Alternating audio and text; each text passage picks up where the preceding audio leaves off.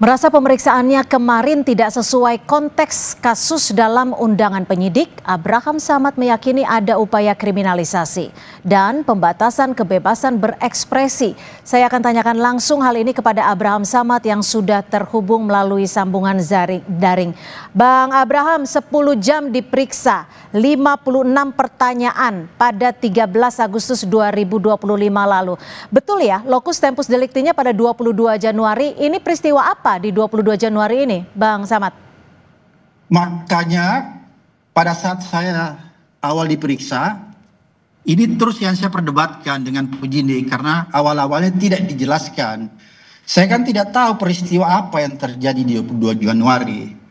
Kalau menurut KUHAP kan seharusnya dijelaskan ya kepada saksi yang dipanggil untuk diminta keterangannya supaya dia bisa memberikan keterangan sesuai yang dia dengar, dia lihat dan dia rasakan. Itu kan saksi, kategorinya seperti itu. Namun Jadi, itu nggak dijelas-jelaskan. Nanti saat-saat mau terakhir baru dijelaskan. Oke, jadi saya konfirmasi kembali Bang Samad, sampai sore hari ini Anda tidak tahu mengapa tempus locus delictinya di 22 Januari. Kalau tanggal rilis podcastnya itu tanggal berapa? Podcastnya siapa, Mbak? Bang Samad, yang bersama narasumber Roy Suryo, Dr. Tifa Rismon. Ya, kalau saya tuh mulai bulan, kalau nggak salah ya, antara Maret, April atau Mei. Jadi jauh sekali. Halo? Ya, silakan. Kalau saya itu bulan April, Mei gitu ya, yang mulai wawancara mereka semua itu ya. Nah, sedangkan lokus yang kemarin dipersoalkan, yang menjadi lokus dan tempus delictinya, yaitu peristiwa tanggal 22 Januari 2025. Jadi berulang-ulang kita tanyakan, itu peristiwa apa? Dan terlalu lama, pertanyaannya lebih banyak mengenai hal-hal yang sifatnya data diri, misalnya SD di mana, SMP di mana, SMA di mana, S1 di mana, S2 di mana, kira-kira lebih banyak yang begitu sifatnya ya. Oke, lalu kenapa Anda merasa pemanggilan Anda kemarin sebagai bentuk kriminalisasi dan juga pembungkaman untuk bersuara?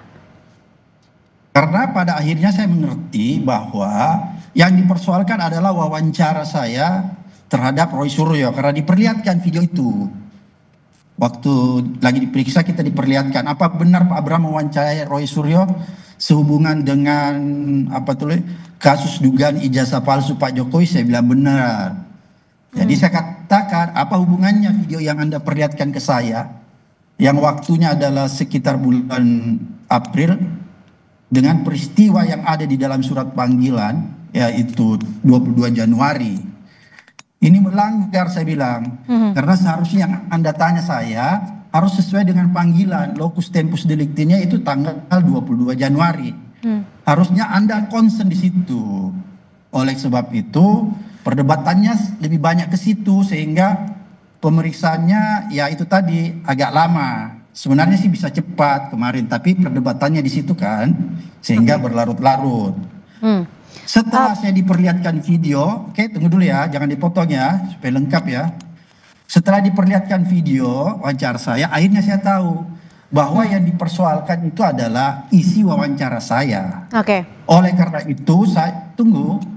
itu saya berkesimpulan bahwa kalau yang dipersoalkan adalah produk podcast, maka itu adalah salah satu bentuk pembungkaman kebebasan berpendapat. Kenapa saya katakan demikian? Karena podcast itu adalah ruang untuk orang berdiskusi, ruang untuk orang mengeluarkan pendapat. Ada adu argumen di situ, ada adu argumentasi dan diskusi. Karena terus terang Mbak ya, podcast saya itu bertujuan untuk mengedukasi, mencerahkan, dan memberi informasi kepada halayak ramai begini Bang Samad, mereka dan apa yang menjadi kewajiban mereka. Begini Bang Samad. Dengan misalnya kalau tunggu. Beda misalnya kalau Anda buka ada podcast yang isinya kalau bahasa anak Gens itu ale-ale, lucu-lucu, konten-konten entertainment. Itu bukan produk jurnalisme. Begini Bang Samad, Anda menyebut bahwa konten podcast Anda adalah edukasi hukum. Tapi Anda juga sebagai mantan ketua KPK terbiasa sebenarnya dengan verifikasi, dengan bukti-bukti. Tapi di podcast tersebut Anda tidak menghadirkan pihak dari Pak Jokowi. Yang Anda hadirkan hanya Roy Suryo, Dr. Tifa, Rismon Kurnia, dan Riza Fadila. Oke, tapi podcast saya ya setiap saat bisa digunakan sebagai tempat klarifikasi. Kalau ada seseorang atau ada masyarakat merasa sesuatu yang ditayangkan itu perlu ada keseimbangan, maka saya membuka ruang untuk mendatangkan mereka untuk melakukan klarifikasi di situ. Kan begitu. Jadi silahkan, karena kan kita sampai ke silahkan, kalau ada yang mau kita bukakan ruang, silahkan kita klarifikasi. Lewat podcast itu kita undang mereka menjelaskan. Tapi ini kan nggak ada, kan gitu. Oke, Bang Samad, seperti itu. Jika memang kasus ini akan naik ke tahap selanjutnya, apa yang Anda akan lakukan? Apakah Anda juga mempertahankan konten-konten yang ada atau justru akan istilahnya mengkoreksinya? Dan apakah Anda siap jika nanti dibutuhkan uji kasus dalam podcast Anda ini sebagai bentuk dalam batas kebebasan bersuara dan berpendapat? Ya, oleh karena itu saya bilang kita tetap membuat ruang. Kalau orang keberatan, maka itu kan ruangnya ada klarifikasi ya. Ada hak jawab. Kan gitu kalau di media. Kan gitu.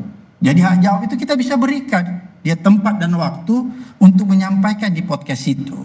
Kan begitu, sederhana kan. Kalau misalnya ada media, ada narasumber merasa keberatan. Biasa kan di somasi gitu. Maka setelah kita tahu, kita berikan dia namanya hak jawab. Kan kalau di media silahkan. Kan begitu. Anda tidak juga menyebut dibawa ke ranah pidana. Tapi terlepas daripada itu sebenarnya, halo? Ya, silakan Bang Halo? Samad. Ya, silakan. Terlepas, masih bisa dilihat wajah saya? Iya, terlihat dengan jelas Bang Samad, silakan. Tapi terlepas daripada itu semua, setelah saya menganalisa pertanyaan-pertanyaan kemarin, karena tidak sesuai lagi dengan tempus locus delicti tanggal 22 Januari, maka saya lihat bahwa proses yang terjadi kemarin itu adalah sebuah proses pemeriksaan yang bertentangan dengan kaidah-kaidah yang diatur di dalam kitab undang-undang hukum acara pidana. Oke, kami tangkap. Minta maaf, Mbak. Saya ini orang hukum, sudah 30 tahun di dunia ini dan mantan penyidik KPK. Sekarang singkat saja Bang Samad. Singkat saja, jika kasus ini kembali naik dan Anda jadi tersangka, Anda menyebut akan melawan dalam bentuk apa? Oh iya, saya akan melawan. Kenapa? Karena menurut saya ini bukan tentang Abraham Samad, tapi ini adalah sebuah proses, ya, nasib, sebuah aturan yang diatur di dalam konstitusi mengenai kebebasan orang berpendapat dan berekspresi. Karena kalau ini dilanggar, konstitusi dilanggar, orang dilindungi loh oleh konstitusi terhadap kebebasan orang berpendapat. Kalau ini dilanggar, dikriminalisasi, maka saya bisa pastikan ini sama dengan mempersempit ruang demokrasi. Dan itu bertentangan dengan prinsip-prinsip human rights. Ya, baik. Kami tangkap Bang Abraham Samad, terima kasih atas tanggapannya terkait dengan pemeriksaan kemarin yang sudah dilakukan pada 13 Agustus 2025. Saudara, terkait dengan pemeriksaan Abraham Samad dalam kasus ijazah Jokowi, kami juga sudah terhubung dengan penasihat Kapolri, sudah ada Pak Arianto Sutadi. Pak Arianto, selamat sore, terima kasih sudah bergabung bersama kami di Kompas Petang.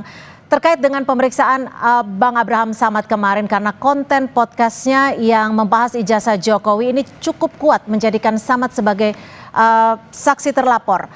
Dan juga ada keberatan dari Bang Abraham Samad. Bagaimana Anda melihat kasus ini? Ya, jadi begini ya, saya tidak ikut melihat meriksanya ya, tapi saya ngecek hanya kepada keamanan negara yang meriksa itu.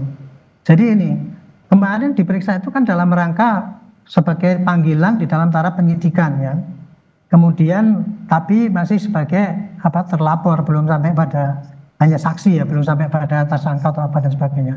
Nah, penyidik di dalam tahap klarifikasi ini sebetulnya dia pasti akan menanyakan dari bahan-bahan yang sudah dilaporkan oleh pelapor kepada penyidik. Dalam hal ini yang melaporkan bukan laporannya Pak Jokowi yang terkait dengan Pak Abraham Samad ini. Kan di sana kan ada 6 laporan itu yang dari Pak Jokowi, dan kemudian ada lagi dari pendukungnya Peradi Bersatu atau dan sebagainya itu, yang ada laporan tersendiri. Isinya itu kalau yang dari Pak Jokowi itu isinya adalah pengaduan sebagai penghinaan ya, pencemaran nama. Tapi kalau mereka ini bukan pencemaran, karena itu bukan delik aduan yang disampaikan, tetapi delik ujaran kebencian.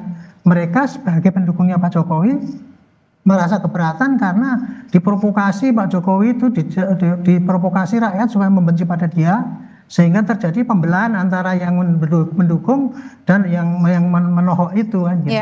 Itulah makanya mereka melaporkan bukan sebagai pengadu tapi sebagai pelapor biasa. Makanya Polda Metro itu menanggapinya. Kebetulan ini menanggapinya digabung sama-sama ini antara laporannya Pak Jokowi dengan yang itu, yang tapi itu, Pak Arianto, ya terkait dengan pemanggilan dan juga pemeriksaan terhadap Abraham Samad ini ada unsur mens rea-nya, ada unsur niat jahatnya menurut Anda? Jadi gini, ini kan sekarang lagi dipanggil sebagai saksi ya dipanggil sebagai saksi itu, tapi di sana pasti penyidik sekarang sudah mengantongi keterangan-keterangan dari yang melapor. Yang melapor pasti menuduh bahwa ini ada sengaja Pak Abraham gini. Ya kira-kira tuduhannya ikut menyebarkan lah, karena bukan dia kalau yang menyebarkan itu kan Roy dan kawan-kawan itu kan. Tapi Pak Abraham Samad ini memfasilitasi dengan podcastnya itu sehingga ikut menyebarkan. Kira-kira itu deliknya yang dikenakan. Tapi kalau kita bicara, ya silakan. Ya, kemudian dari data-data yang ada ini, maka penyidik akan manggil Pak Abraham Samad. Apa benar ini podcast ini milik Anda? Makanya tadi kan ditanya podcast itu apa, lama dan sebagainya. Penyidik itu memang kayak gitu caranya. Dia akan menggali selengkap-lengkapnya itu, Bu. Gitu. Nah tadi sebenarnya Pak Abraham Samad, misalkan dia keberatan dengan pertanyaan, dia tinggal jawab ini aja, tahu apa enggak. Kalau enggak tahu jawab ya tidak tahu. Itu mestinya. Gitu. Tapi tujuan daripada penyidik itu adalah melengkapi daripada keterangan yang sudah disampaikan pada pelapor. Nah, nanti dari keterangan ini, Pak Arianto, tapi begini. Kalau kita bicara soal podcast, sekarang kan juga memang podcast ini menjadi sarana ruang publik untuk melakukan diskusi terbuka. Dan itu tentunya dijamin oleh undang-undang. Apakah ada batas, ada parameter atau guidelines, mana yang diskusi, mana pula yang pencemaran nama baik? Di dalam KUHP, Bu, yang dijadikan dasar oleh penyidik untuk mencari apakah ini unsur pidana apa tidak, dia hanya mengacu pada bunyinya undang-undang, Bu. Bunyinya undang-undang itu apabila seseorang menebarkan kebencian pakai IT dan sebagainya itu nggak peduli itu di podcast atau itu di televisi atau apalagi lah mekanisme yang pakai digital itu. Itu hanya yang dilihat hanya tindak pidananya itu, tidak terlihat pada apakah ini podcast atau bukan, sehingga ini ranah pidana atau boleh apa tidak itu. Nah itu untuk menentukan itu kan sekarang masih debatable itu. Oleh karena itu penyidik pasti akan tanya saksi ahli yang di bidang IT, apakah kalau Pak Abraham Samad itu ngomong di situ di dalam podcast itu kemudian ini apakah ini termasuk di dalam undang-undang yang didalilkan di dalam undang-undang ITE tentang ujaran kebencian itu apa tidak, termasuk juga menimbulkan perpecahan, itu nanti pasti ditanyakan pada saksi ahli dengan data-data yang ada dari rekaman jejak digital. Itu jadi apa yang direkam oleh Pak Abraham Samad itu pasti akan ditayangkan, saksi ahli yang akan menilai ini masuk unsur pidana apa tidak gitu. Nah, nanti kalau saksi ahli mengatakan masuk, ya pasti dia akan dilanjutkan dengan menjadi penetapan tersangka atau apa. Tapi kalau tidak, pasti ya dia akan digugurkan hanya sebagai saksi. Kira-kira gitu alur daripada penyidikan itu.